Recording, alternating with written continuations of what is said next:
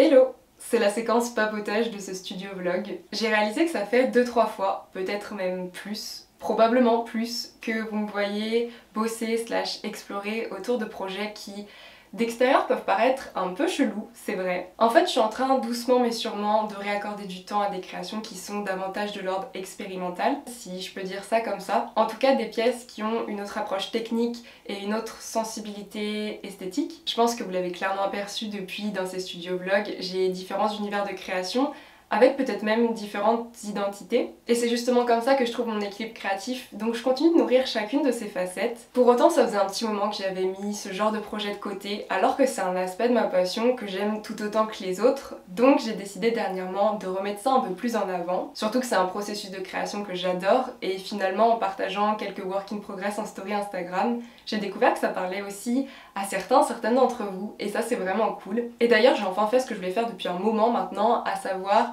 une page archive sur mon site dans laquelle, si tout va bien, je vais pouvoir glisser les visuels de ces pièces et recherches un peu spéciales. Bon, pour le moment, il n'y a pas la moitié de ce que je voudrais présenter parce que vous connaissez, il faut prendre les photos, travailler les visuels, mais avant ça, il faut quand même que la dite création soit terminée. Et comme je suis seule derrière chacune de ces étapes, chaque chose en son temps. Sinon, pour tout vous dire, j'avais été contactée concernant une de mes étranges expérimentations pour une performance artistique et j'avoue, c'est quelque chose que j'adorais, que de pouvoir collaborer ou travailler pour d'autres artistes et que mes projets puissent, pourquoi pas, prendre une toute autre dimension par le biais d'autres disciplines artistiques, que ce soit la musique, la danse, la photographie, la vidéo. Ça c'est dans mes rêves les plus fous parce qu'évidemment vous vous doutez bien que je ne vis pas de la création, ni même de quelconque compétence artistique ou technique d'ailleurs. Mais en attendant, je fabrique des petites choses pour mes amis et moi, ce qui en soi me fait déjà super plaisir. Bref, tout ça pour vous prévenir que vous allez encore probablement assister à certaines de mes expérimentations chaotiques. Voilà, on y retourne.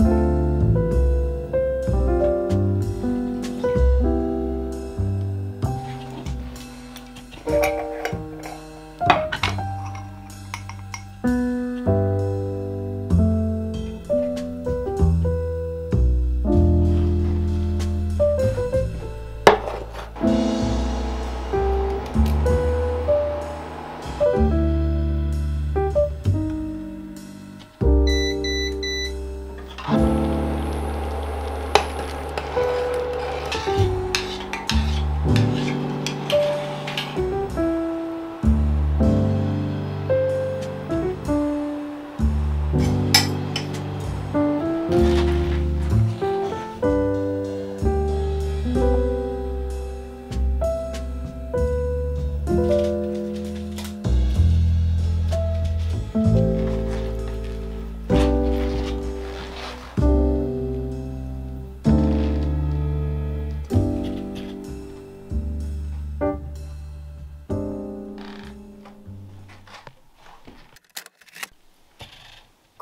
je viens vous donner des nouvelles du monstre que j'ai fabriqué hier avant que la grippe n'envahisse tout mon corps. Sans surprise, couler la matière sur cette espèce de plastique transparent a été une petite erreur qu'en plus j'ai déjà fait dans le passé. Comme quoi c'est plus dur que prévu d'apprendre de ses erreurs. Rien de très grave, simplement ce qui se passe c'est que comme on est sur une composition qui a une grosse base d'eau, forcément en séchant la surface va se rétracter. Et bien sûr j'ai des marques du papier qui s'est replié sous la matière, ce qui n'arrive pas d'habitude quand je travaille sur du verre, mais il faut croire qu'il y a une part d'auto-sabotage en moi. Je vous montre un petit peu.